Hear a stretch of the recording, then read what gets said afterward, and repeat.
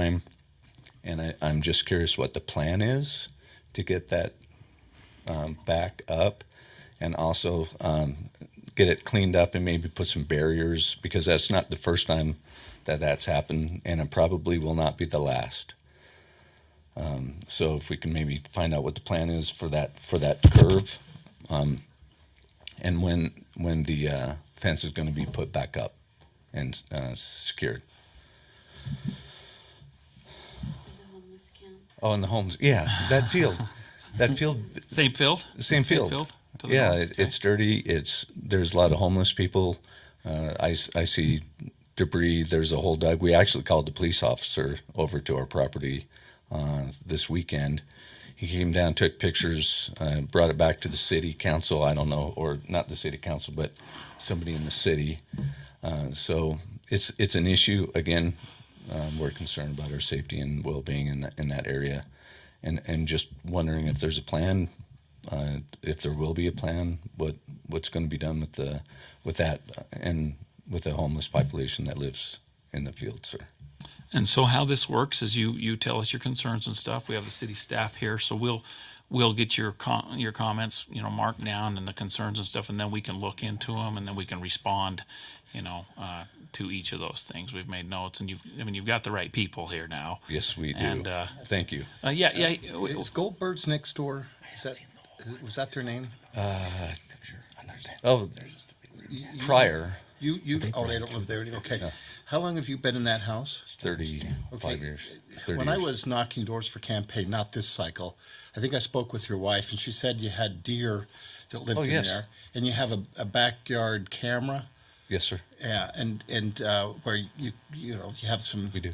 indigenous wildlife, I guess. Yep. And that's another concern is the wildlife, because if they populate that area with more buildings, then what's going to happen to the herd is a big concern. Yeah, I guess it's become we can't quite. discount the it was wildlife. just a couple of bucks. Now it's a herd. Yes, sir. Yeah. Okay.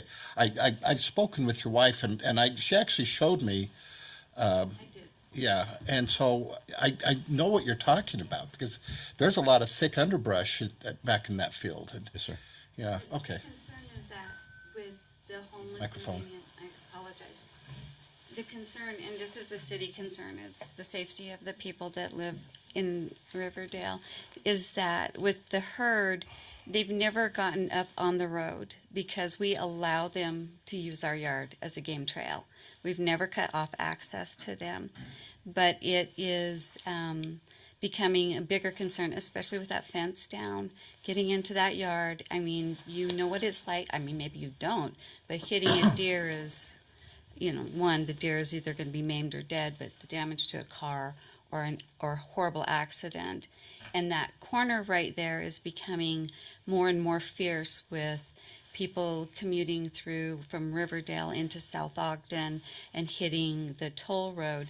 Nobody observes the speed limit, and it really isn't designed to go 50 miles an hour around that corner. That's why 2 vehicles landed in our neighbor's backyard in less than 2 weeks. Mm-hmm. So those are the concerns. We are here just because it's, we live there. We don't want to see a car accident. We don't want to see the deer population destroyed. And the concern for the homeless. I don't want to see them living in a field and catching fire. Think about what can go up in smoke right there's those brand new apartments, all those new buildings, our entire neighborhood. So there's a lot at risk, and it's happening very fast.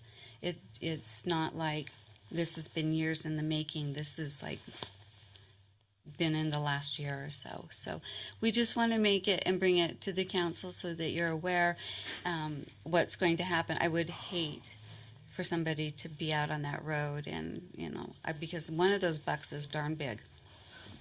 Because I've got him on my camera. So, but those are our concerns. So when you address them, please let us know.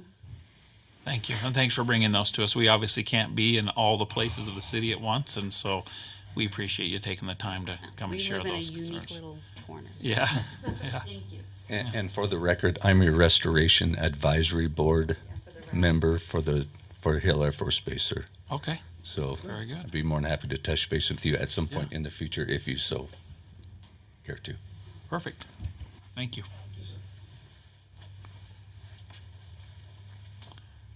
Okay. Seeing none other, we'll move on to presentations and reports. Item 1, the mayor's report. Just to update the council, I went down to the Legislative Policy Committee meeting yesterday in Salt Lake, and the state legislature's in session. That's always a scary time for us. They have numerous bills that would have a big impact on cities and on our ability to regulate things. There's bills that are trying to control our landscaping ordinances and not allow the city to control their own landscaping. There's one that could even take away zoning from cities. There's another one that has to do with housing, and we would lose our RDA ability and CDA, that kind of stuff. We wouldn't be able to give any sort of help with infrastructure. There's really bad ones, and so we'll just try and keep you updated, and so that you can reach out to our representatives and let them know how you feel. You guys do have a little bit. The Utah League of Cities and Towns said we have kind of next level ability to maybe influence that, as we can reach out via text or maybe even a phone call to our representatives, where if we send an email, it just kind of gets lost in the shuffle with everything else. So if we see something particularly bad, Mr. Brooks and Mr. Egger are on that committee with us, and so we'll just kind of keep an eye on it. But just know that there's bad stuff happening, like there always is. And anything you guys saw that you wanted to add? I don't know but if some of those go through, I mean, we will no longer even have RDAs. It'll eliminate Right. them. A lot of business development will just be gone. If they tie it to housing, it just doesn't make sense. I think that, I don't know, it's just really frustrating. It seems like each year the state gets more and more against cities. They like come after us for all the state's problems when the cities really have nothing to do with it. It's crazy, but I don't know. All we can do is keep fighting, plugging along, but it is scary. There's some serious bills in there. Yeah, there is. Mayor, the only thing I wanted to add as well is that the league will send out action alerts, and when they do, we'll be sure to let you all know so that you can. That's when the mayor's saying call and do whatever you can to contact the legislators. So it'd be Kelly Miles and Ann Milner, the two individuals you'd be reaching out to. So that's all. Okay, very good. Okay, no city council assignment reports for tonight, so we'll move on to item number 3. This is a presentation from the Children's Justice Center by Rod Layton and Patricia Alatrista Franco. So we will turn some time over to them.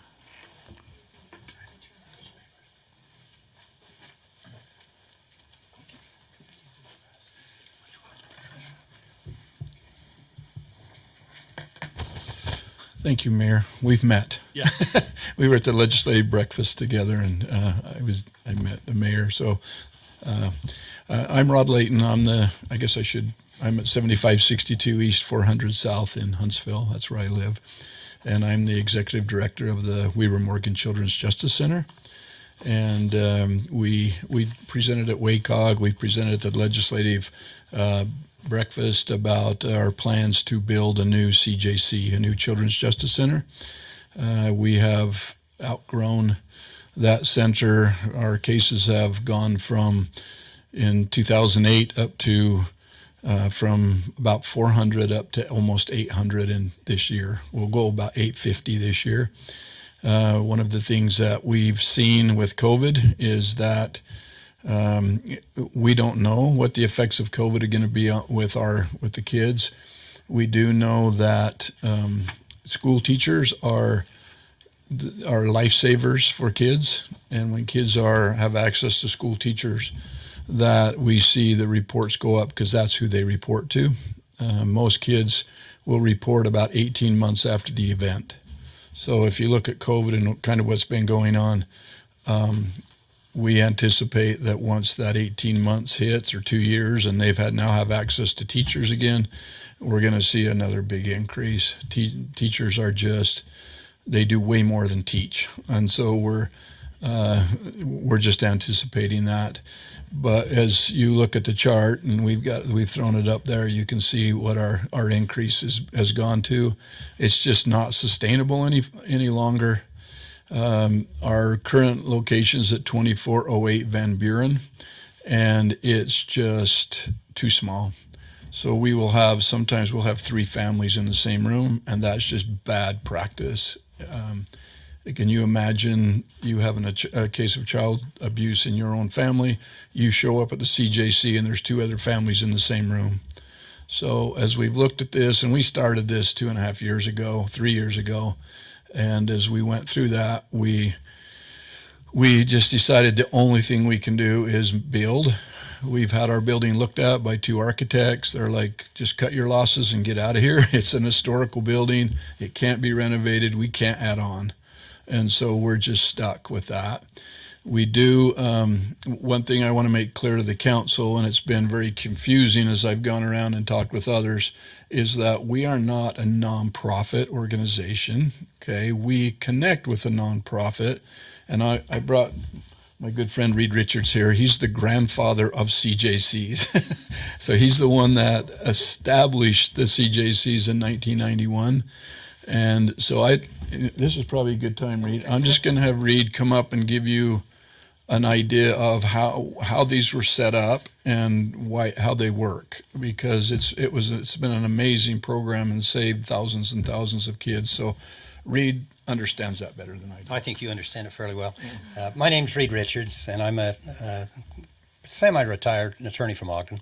I've been the county attorney here and have been with the Attorney General's office, and I've done prosecution for most of my life. And I live you need the address? Okay. The Children's Justice Centers are really a very unique concept. They started about 30 years ago when we recognized that if you try to interview a child that's been sexually abused in a police station, it really doesn't work. I remember going down to the Ogden Police Department where their detectives were located in a room about this size. They had maybe 15 chairs and desks there with detectives behind each one. And I saw a little girl that was being interviewed after having been abused sitting in front of a desk with a detective talking to her, and she was scared to death. And she was not willing to say a thing. And it was pretty apparent that that really is not the way to interview a child. And so we came up initially with the idea of creating different rooms in a police department that would be child-friendly. That worked better, but not nearly as well as having a center that is dedicated to the preservation of those children. And so we were able to acquire a home and then later on traded for a larger home. And now even that larger home is not big enough because the number of cases has just blossomed, unfortunately. These homes are set up in a way that they're very child-friendly, so the child goes in and it looks like they're going into their grandmother's house. It looks like a home that they're going into, not an office building. When they go in, they can go into an interview room that, again, is child-friendly and set up to make that child feel comfortable when the interview takes place. The interview is conducted by someone who is an expert in those types of interviews, and that's becoming more and more important. As we try to take these cases to court, often the focus of the defense attorney's concentration is not on whether the event happened, but whether the interview was done correctly, whether the child was led into saying the things that they said, whether they were maybe suggested the answers to the questions. So if the interview isn't done right, it becomes a case that you cannot prosecute. So we've come up with the concept of using forensic interviewers that are trained to interview children. They do most of the interviews in the Children's Justice Center. Sometimes a police officer does them. Sometimes a DCFS, Division of Child and Family Services person does it. But mostly it's done by forensic interviews, and I would guess in the next few years it'll all be done by forensic interviewers. The questions are appropriately asked. That interview is taped. I guess taped isn't really the right, it's saved digitally now. And those interviews often can be used in court so that the child never really has to go to court. Instead, they use the interview and show that, and generally that results in a plea of guilty. So very few of these children end up having to actually go to court and go through the trauma of having to testify in the courtroom. And actually children have told us that the trauma of testifying in court is sometimes a more lingering thing in their mind than the abuse itself. because of the adversarial nature of it. So to keep them from having to testify in court is a wonderful advantage. That interview can also be used by the physicians, by the psychiatrists, by anyone that needs to see that children's statement, so that they don't have to be asked to say it time and time again. In addition, when the child comes into the center, and these are fairly new innovations actually, they're given a medical exam. That can be used in the case itself to help show that the abuse took place, but also it recognizes problems that some of these children have that then we can refer out and make sure that their health problems are taken care of. They also are given psychiatric treatment so that they can recover from that child abuse. All of these things kind of are centered in a children's justice center, and the facility is just not big enough to do that. So it really takes the place of the police station having to do it or the school having to do it. Instead, we do all those things in the Children's Justice Center. When it came time to look at building a new center, we thought just buying a house and remodeling probably isn't going to work again. We need to now do something that is built so that it really meets the needs of all of these things. The medical help can be provided there, so you need to have a little doctor's office, not little, it's good sized. You need to have psychiatric treatment available. You need to have places for the forensic interviewers to train and to work with the police officers. So to build it so that it meets those specifications is not going to be a cheap thing. We're estimating it'll probably be about $5 million. So then we have to figure out how we're going to fund that. So we think that and I'm the chairman of the advisory board, and I think working with our board and with a nonprofit that we have called the Friends of the Children's Justice Center that helps us raise money to run the center, we think we can probably come up with about half of that, about $2.5 million. The other 2.5, we're hoping we can get those that use the center to contribute to, and so that's why we're here today. We hit the county first because it's the biggest entity in the county, and we've talked them, I think, into putting $1 million in out of their ARPA funds. We've made sure that legally we're okay there by getting opinions from the AG's office, from the county attorney's office here, and other counties in the state to make sure that those ARPA funds would qualify, and it appears that they do. And so the county's committed to $1 million. So we took that off the $2.5 million that we need to raise from public entities. And then if you look at your charts, we did a little, maybe we can put it up on the, okay, that's the end one. The little pie charts show the shares of all of the cities in the cases that come to the Children's Justice Center. The top chart has one big block for the county. The bottom one breaks that county into the various cities that the county does law enforcement for. So we could have done that, I guess, by dividing that 24% among the bottom part, but it was a little easier to represent here because all of those are done by the sheriff's office, not by the city police department. But if you take those, we've got one for each year for 3 years, and then we've taken an average of those years, and that's the last chart that we have on your table. And that does then an average, and that takes a percent of the cases done by the center over the last 3 years. And you'll notice that Riverdale's is, if I can read that right, 16%, is that right? No, it's 4.5%, sorry. There we are. 4 point. I better put my glasses on. There, that helps. Okay, so Riverdale would be 4.1511%. If you take that of the full $2.5 million that we're trying to raise from public entities, it would be 103,000.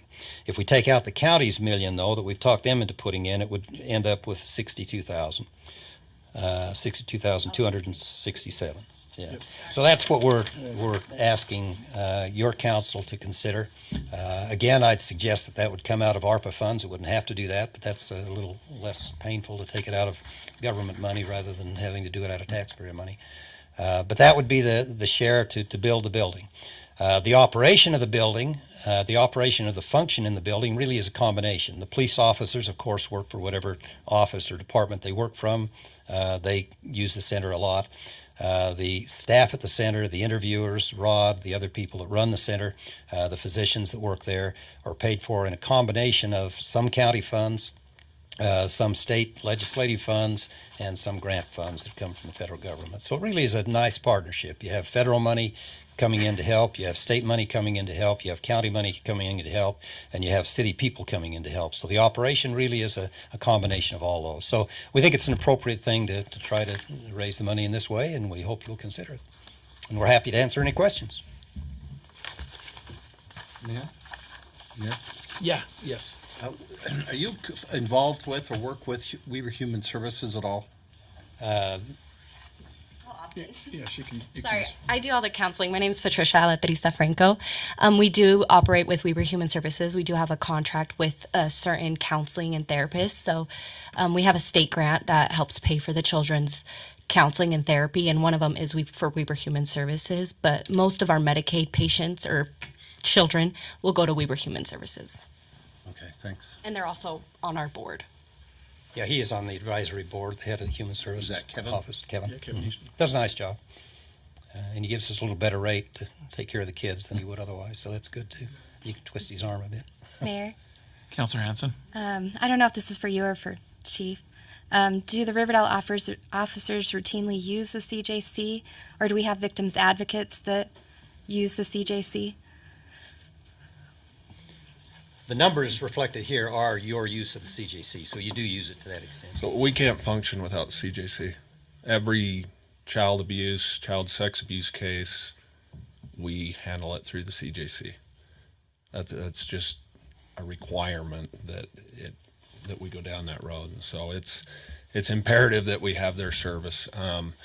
The other thing that we get out of it is the services that they provide to the children when they come back into our community. The hope is that they've been able to help them enough that they can function better in our community and not have issues that we may have to deal with down the road. But yeah, every child abuse, sex abuse case, we're there.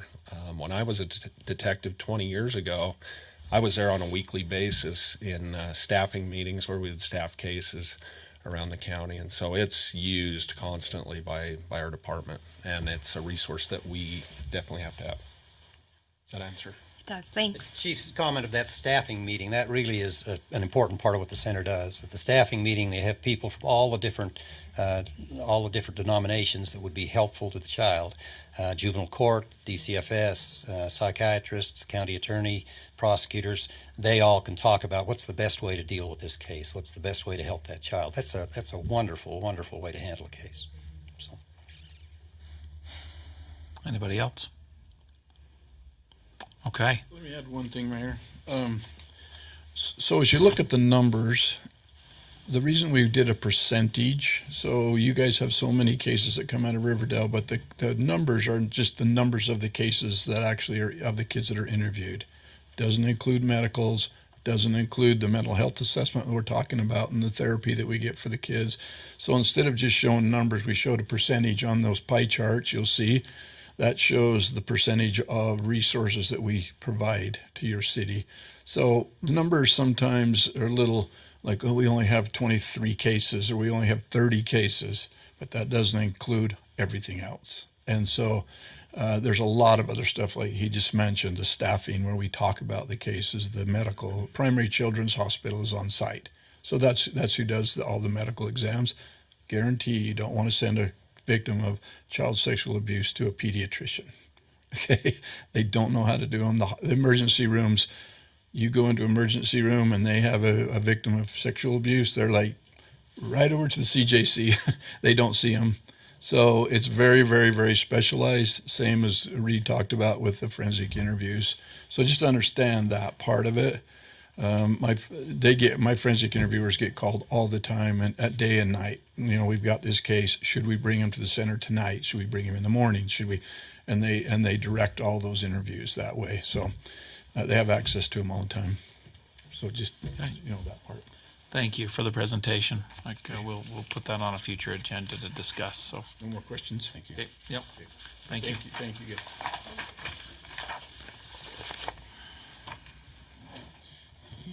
All right.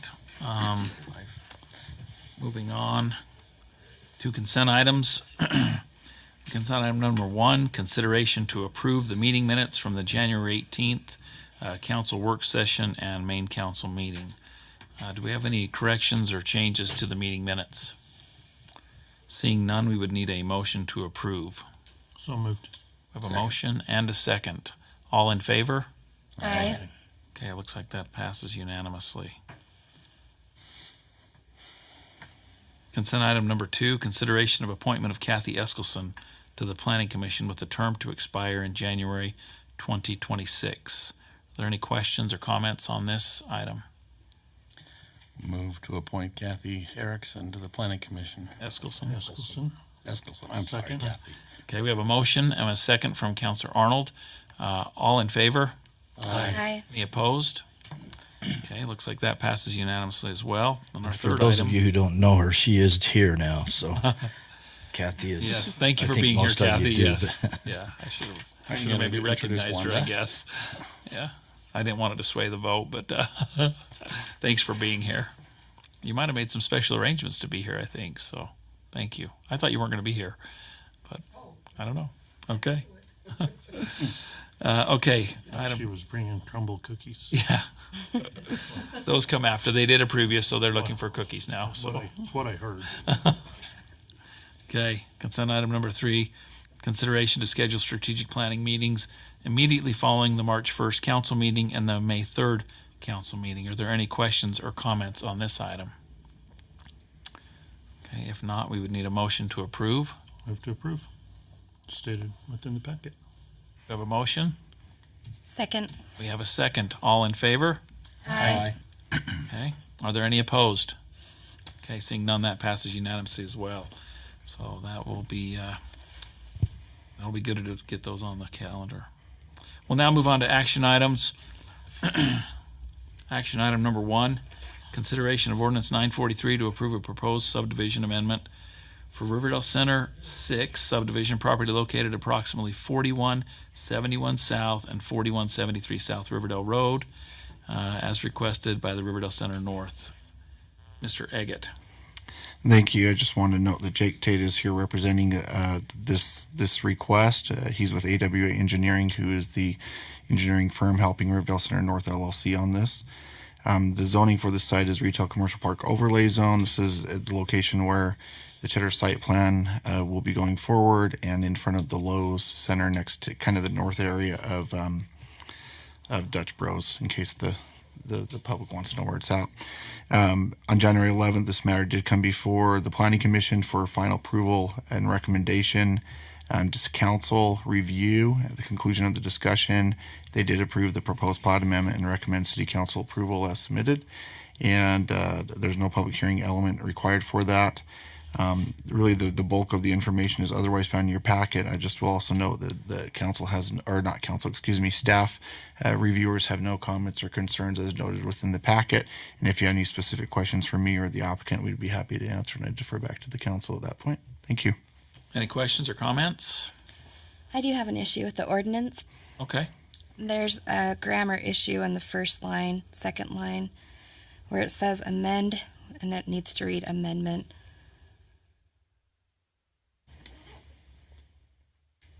That would be the only change I see.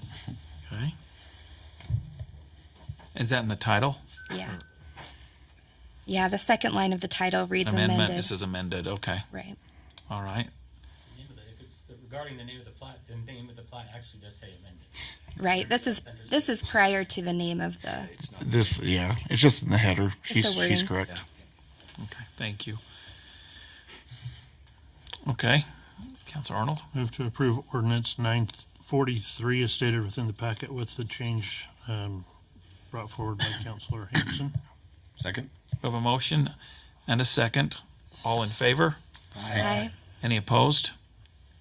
Seeing none, that passes unanimously. Thank you. Action item number 2, consideration of ordinance 944 to approve a proposed rezone request from agricultural A1 zoning to single family and single family with rental unit residential R2 zoning for properties located at approximately 5368 South, 1050 West. Mr. Eggett. Thank you. The applicant here, as you noted, is RD Development Holdings. They're represented tonight by David and Keaton Morton, who are in the audience. The address is at 5368 South, 1050 West, which is pretty much the Motorview Drive-In property and a little teeny bit of the Coleman Home property as well. Zoning around there, you can see in the packet is A1, O1, R16, R18, and it's adjacent to 1050 West, I-15, and some portion of South Weaver Drive. The acreage is 20.028 acres of land. This matter came before the Planning Commission on November 9th, and it was advertised for the public hearing.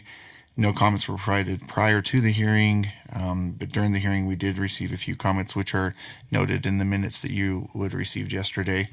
At the conclusion of the public hearing, the Planning Commission reviewed the request and then forwarded a favorable recommendation to City Council for approval of that rezone request. And again, the supporting documentation thereafter regarding the general plan and statements associated with the general plan are found within the packet. So I would defer to the council if you have any questions for me or the applicants and move forward from there. Thank you.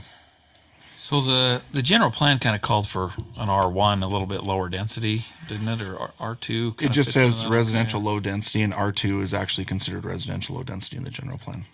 Okay. Any questions or comments? Mr. Mayor, I do have an issue with the ordinance.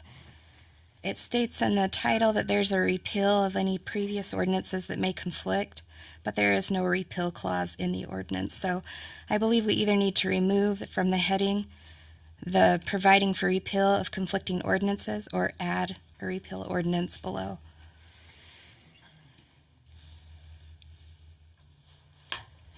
I would just strike it in the title. Okay. It's just some general language we use in a lot of these things, and I normally have one in there, but we didn't. But I don't think it's going to play into effect. It's not something. This is a new one anyway, so it's not going to come into play. We should be fine. Okay. Any other questions or comments? If not, we would need a motion. I'll make the motion to approve ordinance 944 for the rezone with the adjustment to strike the repeal in the title. Okay, we have a motion Second. and a second. Any discussion? Okay. All in favor? Aye. Any opposed? Okay, that passes unanimously as well. Next, item number 3, consideration of ordinance 945 to approve a proposed rezone request from agricultural A1 zoning to single-family residential R16 zoning for properties located at approximately 1570 West Ritter Drive. Mr. Eggett. Thank you. The petitioner on this one, as you can see, is Riverdale City. So that's always an interesting situation. The properties are located at 1570 West Ritter Drive, as you noted, and the zoning is stated in your packet, as you read. Zoning around the property is R16 zoning. There's some A1 zoning in close proximity. This is actually 2 properties that are part of this rezone request. One is a small strip. The other is a remainder property of a previous residential property wherein we've as a city, utilized portions of the property for right-of-way development along Ritter Drive. The total of the properties added together is 0.27 acres of land. On January 11th, there was a public hearing held with the Planning Commission for this rezone request. We did receive one phone inquiry over the phone. I discussed with this individual at length the request and what it meant. It's an individual that has asked about other rezoning in that area, so I think I helped her with her concerns and assisted. Thereafter, there were no public comments held during or provided during the actual public hearing, and at the conclusion, the commission forwarded a favorable recommendation to the City Council for approval as requested. Again, the general plan guidance is found in your packet, and it states it is residential low density, and per the definition of residential low density, R16 does fall within this category and would be in compliance with the general plan master land use element. And with that, I defer to the council if you have any questions for me, or I guess in the case, me, in both cases. Okay, any questions or comments on this one? Mr. Mayor, I have the same issue with this ordinance that states that there should be a repeal clause that doesn't exist. Okay. And I would make the same recommendation. Just cut it out of that. We're fine. It's not going to affect us. Councilor Arnold? Move to approve ordinance 945 as stated within the packet with the changes that Councilor Hanson has provided. Okay, we have a motion. Do we have a second? Second. Any discussion on the motion? All in favor? Aye. Any opposed? Okay, that passes unanimously as well. Item number 4 is consideration of adjourning into a closed executive session pursuant to provision section 52.4 -205 of the Open and Public Meetings Law for the purpose of discussing the character, professional competence, or physical or mental health of an individual, and to discuss the purchase or sale of real property. Do we have a motion to go into closed executive session? So moved. We have a motion. Do we have a second? And a second. All right, this calls for a roll call vote. Ms. Maragoni, will you poll the council, please? I'll say so. On the first part Aye. for sure, and then you and I will step out on the other. Aye. Aye. Aye. Aye. Okay. Mayor, if it would be all right, I would ask that Mr. Eggett stay in on the first part when we talk about the property, because he's versed on that one, and this part has to be recorded. The second part would not. That's when we have to do another affidavit if you guys choose to go into that one, and we'll step out on that one. Okay.